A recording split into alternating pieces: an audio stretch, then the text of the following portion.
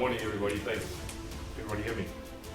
Perfect. What a privilege to talk to all of you. Thanks to Modena J team for having me this morning.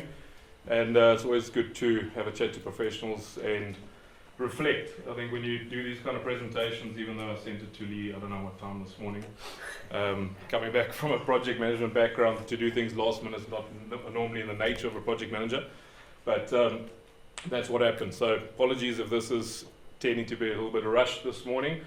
If it does happen to be rushed or you don't catch something, please ask after the presentation. I tend to get told by my team that I'm technical or I rush through things. Some of my team are sitting here. So if I do rush through, as I say, just slow me down or ask afterwards. Today we're going to be talking about how ABCON developments, myself coming from a project management background, putting my foot into, or my feet into development managers and developers' shoes, have really taken and leveraged BIM, ACC, and used that as a tool to take approach into development. So that's really what we're going to be talking about today, and I'm excited to present that to you. My side, head of projects, the photo was a selfie yesterday, not in my nature either, but just on the site that we're going to be talking about a little bit today and touching on. We're actually going to be touching on a few instances, but we're going to be looking at Sandton Gate. It's one of our projects that we're busy with. And that was just us yesterday doing a site walk and really using some of the tools we'll be referencing. So my side, I actually come from the consulting background, so project management side of things. So Amanda, thank you very much. And a lot of what you spoke about, I'm going to be dovetailing off. So it's actually quite a good intro to what I'm going to be talking about and some of the weaknesses and potentially problems that exist in the industry that we brought into the problem statement of when we started, ABCON developments, and what we wanted to solve from the client side and the development side in terms of how can we really leverage and sort that out from the other end, and how can we make sure that we justify and align with the professional teams earlier on, and not just rely on the professional teams sorting out something in a silo and then try and meet each other in the middle. So you'll see me talking to that today. So yeah, let's get into it. A little bit of what we're going to be talking about today. Why we're here, the developer's evolving role in digital delivery, the challenge, where projects go wrong. Really, in my opinion, why the intent gets lost. I'll talk a little bit about the weakness of getting the brief wrong. So again, just a little bit of my background. I hated sitting around the table at revision 27. So I'll talk to a little bit about that, and then getting told, hang on, we need to go back to value engineering. Whoa, we're way off the mark. How did we get to Brighton Sparkly where we need to be at Facebook? So we'll just talk to that. Our approach at ABCON, so from vision to verification and how we work with our professionals. The common data shared approach, you mentioned a little bit. The ABCON workflow, so I'm not going to share all the IP that we've worked through. I'll give you just a little bit brief introduction in terms of how we do it and what we do to introduce the teams. All right. A case study, I'll introduce Sandton Gate, a little bit of brief snapshots in terms of how we managed to get that project to ground and design coordinate that within 3 months, 23,000 square center, retail, mixed use plus commercial. So in my opinion, one of the justified case studies of bringing in BIM, bringing in digital technology, and really for us to really have brought in something new from a developer side of things. So for me, quite a proud moment. Then digital tools in action, just implementation of the ACC platform, I'll give you snapshots, and then outcomes and opportunities. What's really been exciting is that once we started using the platform and the team started flowing with it, I started really looking at the other side of things. What else is there out there? What else can we really start doing? So there's 2 members of my team here who are sitting on the CapEx project side. When I say CapEx, we're looking at the asset side, we're looking at other things. We're also bringing in, and we're successfully rolling out tenant coordination. So we've actually IP rolled out the entire tenant coordination workflow now that works right into ACC. So we've actually IP rolled that out. So there's a whole lot of things that we're doing now in this whole digital model that's working for us. So there's a whole lot of opportunities that we're doing from the developer side. So we're leading the market and we're leveraging this opportunity for ourselves. And then we'll reflect, which last night or this morning, took me actually quite a little bit of time, so we'll touch on that. Big thing for me, sorry, there's a little bit of water. We don't build projects, we build certainty by design. We're here to not waste your time. Decide fast, decide right. Don't waste your time. None of us are here to not do what you're here for core business. Right? The point here is that our slogan from our side, AppCon Developments, and I'm not here to sell us as a developer, I'm just trying to make it right from the terminology of what we're here to do as core business. You mentioned in your talk here that ultimately, when we started and problem statement was, what are we here to do in terms of your time and money? You're here to design or you're here to project manage. Why are we doing unjustified amount of work that's not your core business? So if we start deviating from what you're actually there to do in the workflow of stage 1, 2, 3, 4, 5, 6, then what are we actually doing? So the ultimate angle from our side as a client is to not waste our time, not work on risk not work on risk unjustifiably. So get to the aim, get to the goal, and resolve something, get off risk or design freeze, and get to a viable platform as quickly as possible. So how do we do that is what we're talking about today. And then as leaders in the industry, we have to leverage on the tools that are available. All right, so that quote ultimately talks to that. Why are we here? On the left-hand side, the role of the developer, we have to own the vision. I mentioned now, decide fast, decide right. Know your offering. It's so scary that, as I say, we get to revision 30, and the guys, in terms of, I've seen it before, we go to market, or at least we get the team around the table, and we say, we want to do a retail scheme. We're not really sure. I think we need to go a little bit more industrial, look and feel X, Y, Z, but we don't really understand our end user. The point is the brief is loose, the intent is loose, and we end up going down the line, and we don't actually explain what we really, really need. So where this gets wobbly, and we'll get down the line, and there's 2 or 3 slides we'll talk to, is that from a developer's side of things, we have to own the vision, all right? We have to own the outcome. And what we've become exceptionally good at is making sure we reverse engineer that outcome. So we have to understand what's viable before we discuss the kickoff. So we know the scheme in terms of overall viability, in terms of size, dynamic, and feasibility. So to justify that to our team from the kickoff gives us all the design parameters and the ability to give everybody just enough information, a wide channel and a wide lane to work within. It leaves you enough room to at least justify your design and to still remain creative and still get into your stage 1, 2, 3, 4 and obviously do what you need to do, but not waste your time. And the whole aim here again is to stay obviously stay into your core business and your core roles.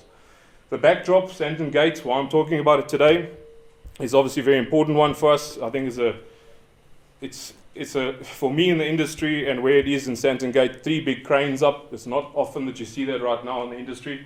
Drive up Winnie Mandela.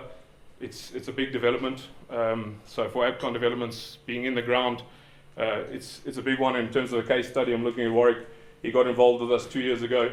We workflowed it. We used it as one of our first digital projects. So we're going to talk to it a little bit today. It's important for us. Then, just in terms of why is it important for us to have a look at design validation and why is it critical? So just in terms of that, for us, there's a couple critical things for us to have a look at. Complexity and speed. So when we look at design validation, we need to have a look at a few things, okay? And we'll get into this a little bit more in detail, but aligning intent versus reality. So when we do design validation, we'll talk you through how we walk through models, etc. But there's nothing worse than having a client walk onto a site and at your retail mall, I'm just using retail as an example, he arrives, or she, and there's a big beam across the entrance. And they look at each other and look at the architect and say, I didn't know there was a beam here. Or I didn't know that there was a roof here. And so, but you made that decision 2 weeks ago, 3 weeks ago, 4 weeks ago. Remember revision 22, we made that decision. And there's a level of assumption that exists because the decisions were made in these meetings, but the meetings were not communicated properly, or this assumption existed between the team. And this is just one example, and these things exist between the team members. So the intent and the design exist, but this world is this cloud that exists between everybody.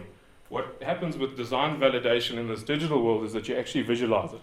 You can see it. You walk through it. So in the boardroom, where shareholders, where everybody's investing in a product, they can visualize it. They can see it. It's not just rendered. They can walk through it. They can understand it. So the importance of this design validation, from the intent to the actual physical execution of it, has become extremely important for us. So even to walk through the column positions, the driveways, to understand the width of, can we fit a Land Rover through this area? It's become so critically important for us to understand. So we'll dive into it, as I say, in a little bit more detail down the way here. And then ultimately for us, and you mentioned it, Amanda, is that we're trying to align our commercial goals. So from start to finish, let's not kid ourselves. Developments and yourselves is to remain feasible and to remain commercially viable. How do we do that? We have to make sure that we keep the money in hand. So throughout the entire process, via design parameters and via cost parameters, we're able to assess the design throughout. So we can measure, we can check, we can delineate, we can stop wasting time, we can make sure, guys, pull back the roofs, double check a couple of things. We can double check thicknesses of beams. We can go into detail right early on and stop wasting everybody's time in terms of making sure decisions are made. So yeah, the development dilemma, the challenges. So where things go wrong, guys, and let's not kid ourselves. Before we go into what's been working too much more, let's be honest about what's still broken. So again, referencing Amanda's discussion, we live in a world where there's too much manual paper-based workflows. We live in a world where there's communication breakdowns. Again, the level of assumptions. WhatsApps. How many of you guys talk over WhatsApps? Yeah. Can we please change this? Can you please just lift this? Can you, And then the next thing, as I say, there's a beam across the entrance of the mall. Siloed design coordination. So design coordination is not exactly the best communication. Ultimately people coordinate in silos, and again you end up with a light or a fitting or a door or something that's in the wrong place. No clear brief or defined product. I've already spoken briefly about it. And then ultimately, guys, is that we flipped this whole approach. So by identifying these problem statements right up early and up front from the developer side of things, is really where we've come up with the following workflows and solutions.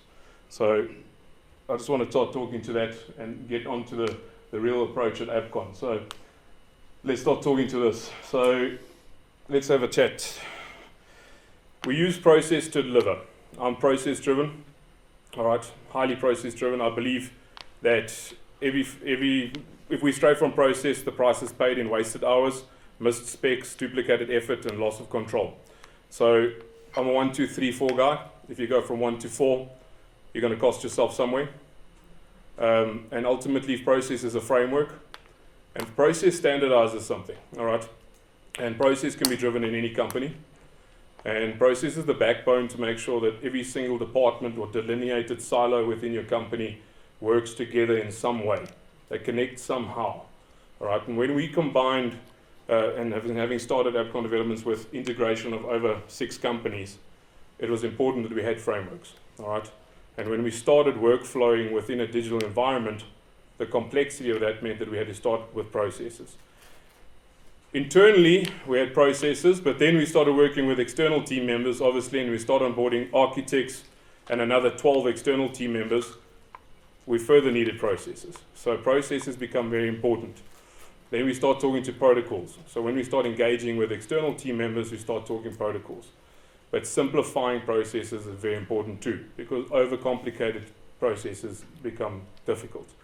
So just want to talk to, and again, IP related, but simplifying things like this in flowchart, and I know very small image, but simplifying it. Pictures. My team, my team in the background, I give black and white write-ups of this stuff. They don't even read it. It sits on their desk and they laugh at me and say, give them a picture like this, they understand it. Flow charts, they understand. Hold points, they understand. You can't move past that black line unless we've done X, Y, Z. So just giving you a little bit of insight in terms of that.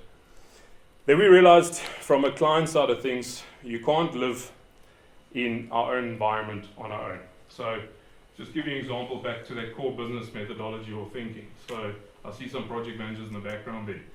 We live in a world where architect does a drawing, sends us a drawing in Outlook. We say, great drawing, we comment on it, we send it back. All right, just that process takes X amount of time and productivity from ourselves. Okay, architect sends it to electrical engineer, we in CC, and the chain carries on. All right, just that in terms of a common data environment is not a common data environment, because at the same time, client and project manager and electrical engineer are doing another 46 projects. So we delineate, and basically from a productivity, we take 6 hours to respond. So we're not doing the most productive work in terms of that project. So when it comes to common data environment, we realize from the client we're not living in the same place, we're not living in the same world. So from a BIM world, we realized quite quickly we've got to get on board and we've got to realize that we need to be in the same place. So we onboarded with Autodesk Construction Cloud, and we worked in parallel with the professionals. So where we became clever, in my opinion, is we were on ACC docs quite early on. We had our own internal structure, being ABCON, being teams. That's our internal structure for our world. All right, but when it came to any external team, they had to work in our world, being ACC. Okay, so from kickoff, from the moment we start talking budgets, red line drawings, design development, correspondence, anything related to that project, it belongs in ACC in our world. So no emails, no anything else, it's all in ACC, because it belongs in one place, one world, one dynamic. And everything there starts becoming trackable, traceable, and it becomes productive, because we become quick, fast, and lean and mean. I'll show you the stats, but it increased productivity massively. It became a happier place for professionals. The professionals became a little bit of change management, for sure, but the guys produced a lot faster and a lot quicker. So common data environment, we realized we had to make the change, not the other way around, necessarily. So in terms of this too, and some of the architects will know, you guys do a BIM Collaborate world in Revit, etc., and we do an ACC world, and I'll talk to that, how we design collaborate between each other in terms of those channels. I know that's a little bit more technical, but we do live in the same world either way. So common data environment is exceptionally important, but also for us to create the rules, we talk to protocols. So we designate the rules. How we protocol, how we belong to each other, design collaboration, our BIM execution plan together with the architect, and our protocol, how we communicate, how we upload, how we talk to, how we redline, how we all the rest. And obviously this is in hand with the lead architect or principal consultant. So we create these rules together with the architect. Okay, a little bit of a model is in terms of how we start sharing and design developing with our professional team. You can review that on the slide that will be shared. This is off of Modena's protocol with us.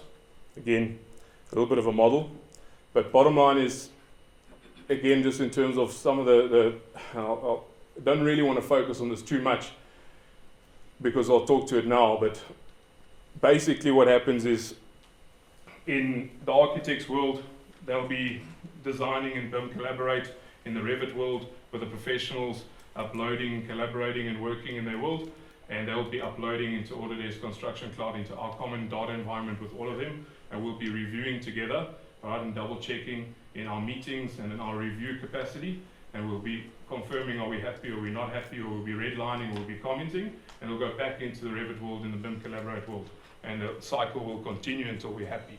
I'll talk to you about how that works now. So this is just a little bit of a scheme in terms of how we mind map that with our professionals. Okay, so just what I'm trying to illustrate here, in brief, is how we're leveraging process with the professionals and allowing the architects to lead this process and assist us to make sure we get to a point. Okay, creating and owning the design brief. So we front load the process, we de-risk the feasibility, budget and buildability before the design begins. So a big thing for us, why start designing unless we've de-risked? So why start designing unless you know that the site is even de-risked? I don't want to talk to this too much, but it's a big thing in South Africa. All right, can we even develop?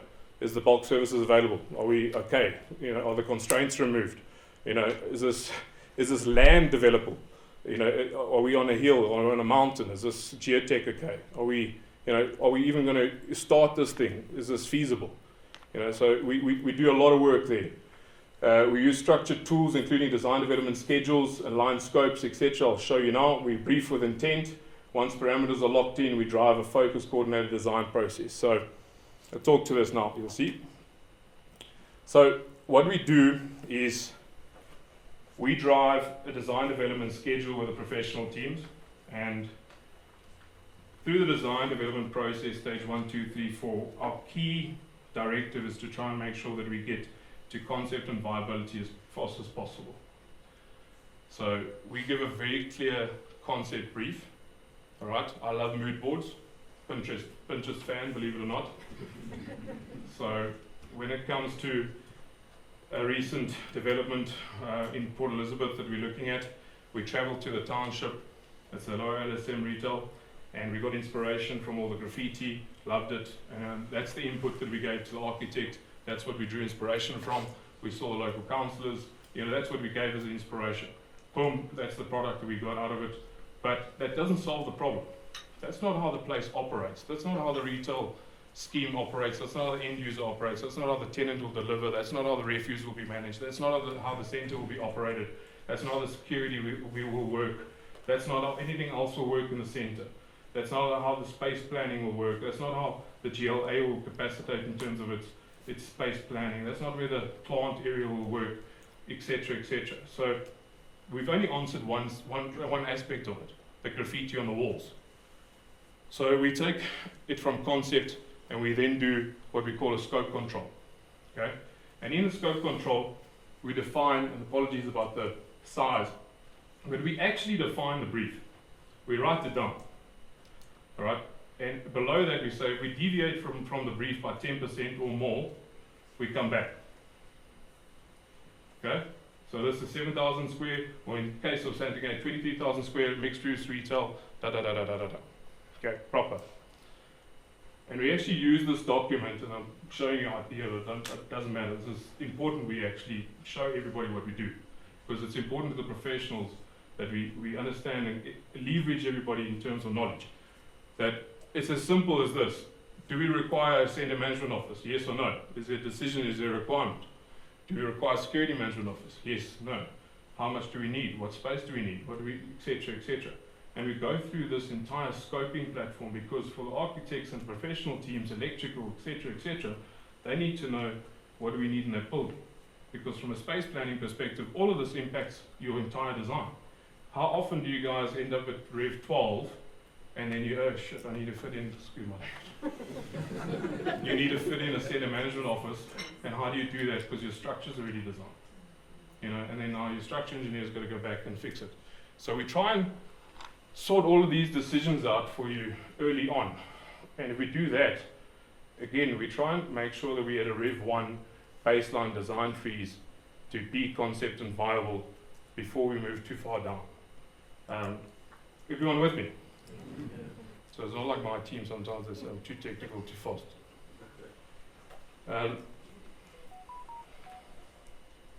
What's this thing going? There. Just an example, and I know red and green, but then we run a very basic design development process and schedule. We de-risk. So bulk services, we go through constraints, we go through space planning, and we de-risk as fast as possible. So we tick the boxes as fast as possible. We just make sure this thing can work. Then we get space planning, site plan, leasing layout, we de-risk it.